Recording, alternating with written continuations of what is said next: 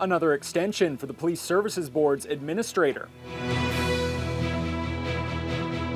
Thunder Bay bans TikTok on city-owned devices. And the head of UNWA visits the United Nations.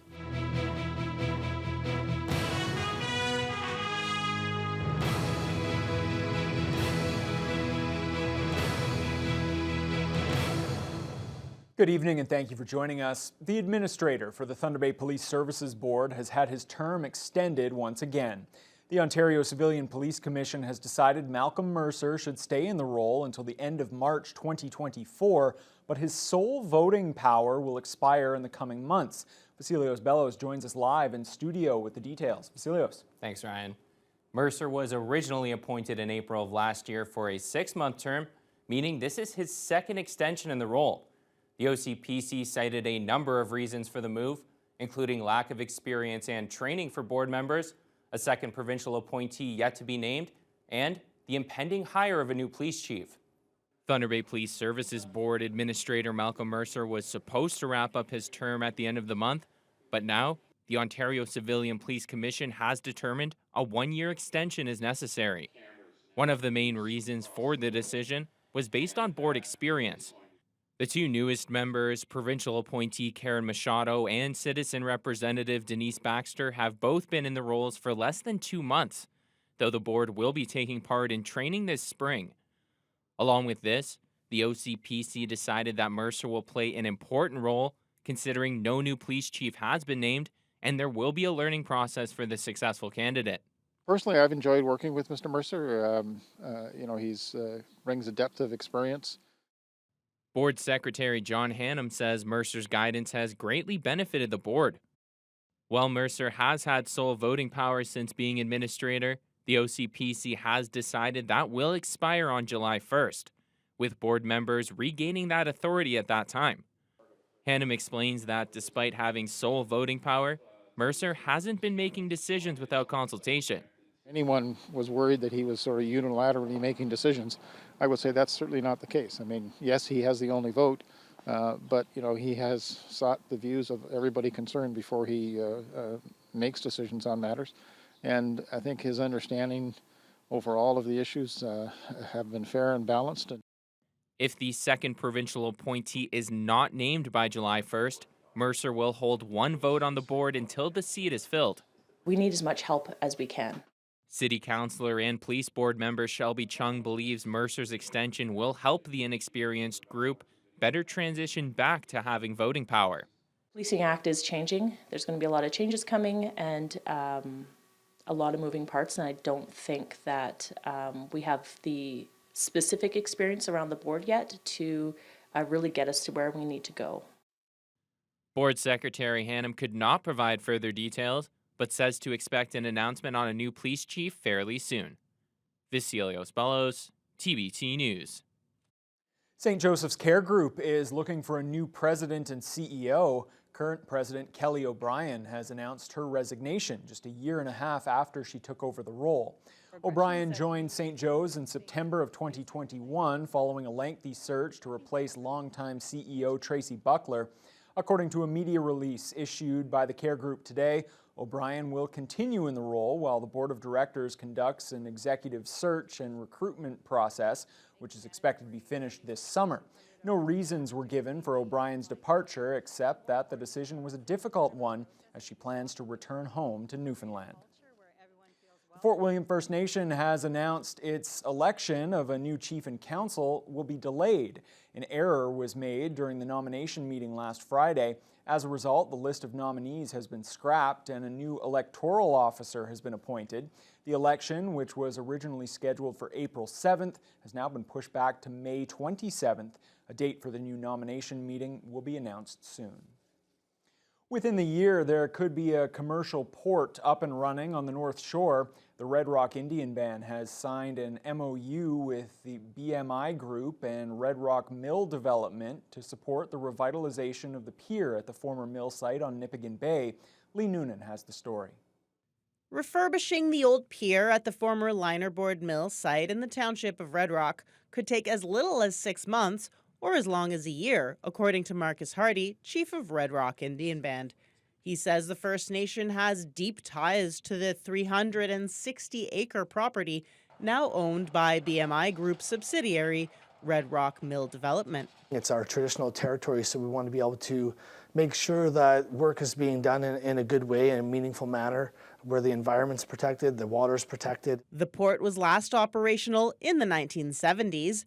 A BMI Group spokesperson says the first phase of the project, refurbishing the old pier and cleaning out some of the old mill infrastructure, could cost between $15 and $25 million.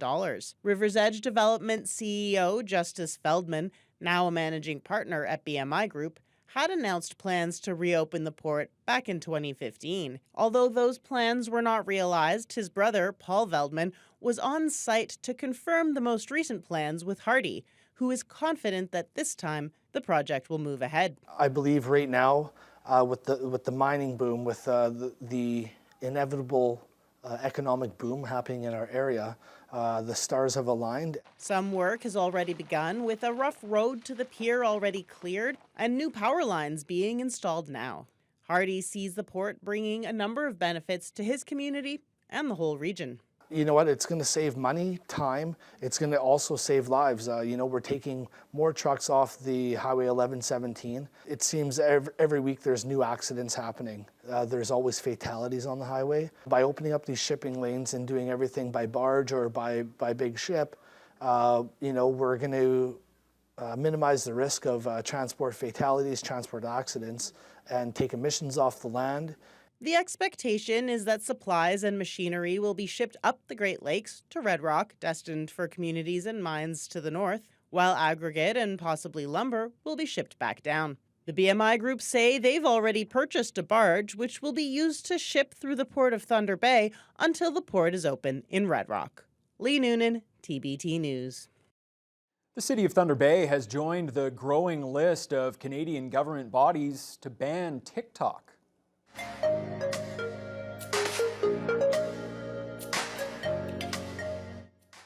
The social media platform will be removed from all municipally owned devices, and the city's official account has been deactivated pending the results of a federal probe into potential cybersecurity risks stemming from TikTok's ties with the Chinese government.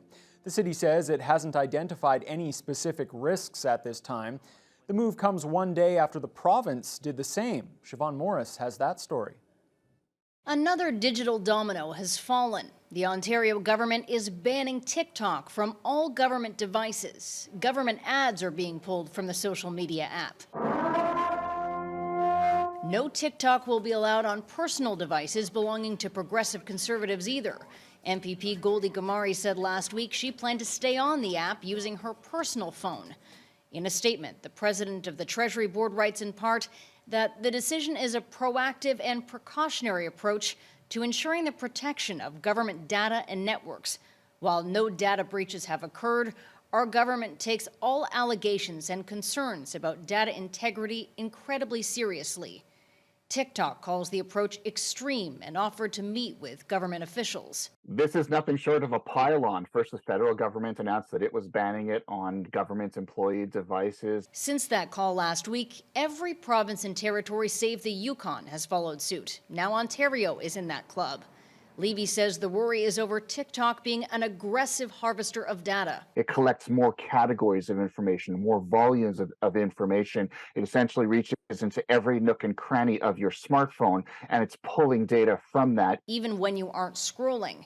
And there's worry about where the data from the Chinese-owned app could wind up. All Chinese companies must sign a deal with the Chinese government that if they come calling, asking for data, they must provide it. The company denies that that's the case. Though Levy says leaked employee recordings suggest otherwise. Siobhan Morris, CTV News. Thunder Bay Atikokan MPP Kevin Holland's parliamentary responsibilities are changing. The PC government announced today that Holland will team up with Greg Rickford as his parliamentary assistant, serving the ministries of Northern Development and Indigenous Affairs. Rickford is the minister responsible for both of those portfolios. Holland had been the parliamentary assistant to the Minister of Municipal Affairs and Housing. Well, the province is introducing mandatory technical credits for Ontario high school students. We want every single parent in Ontario to know that today's announcement is a clear signal that we are going to ensure that their kids have a career available to them that leads them to a good job in a changing global landscape. The government says students must take a technical education course in grade 9 or 10 in order to graduate. The curriculum will cover a broad range of sectors, including construction, transportation, manufacturing, computer technology, hospitality, and communication. The courses will be mandatory starting in September 2024. Thunder Bay's tourism manager is reacting to WestJet's service changes. The airline is expanding flights between here and Winnipeg, but will halt direct flights to Toronto. The airline's revamped schedule was released this week. It shows 13 flights per week to and from Winnipeg, up from 7 offered last year. The company also recently announced the return of non-stop flights between Thunder Bay and Calgary starting at the end of June. But come May, passengers flying WestJet between Thunder Bay and Toronto won't be able to do so directly and will have to travel to Winnipeg first. Tourism manager Paul Pepe says he's excited about the flight expansions westward as there's long been a gap in western connectivity. Having greater western capacity direct to Winnipeg, also now the 3 times direct from Calgary, certainly increases our competitiveness in terms of being able to bid on national level events. So we're really happy to see those extra seats westward, and that sort of offsets what we've seen with the announcement this week with the cancellation of the Thunder Bay Toronto leg. So while it's disappointing to see an airline pull out of a route, we are still well serviced by 3 airlines into the GTA area. Those 3 airlines are Air Canada, Porter, and Flair. They will continue to provide direct service to Toronto.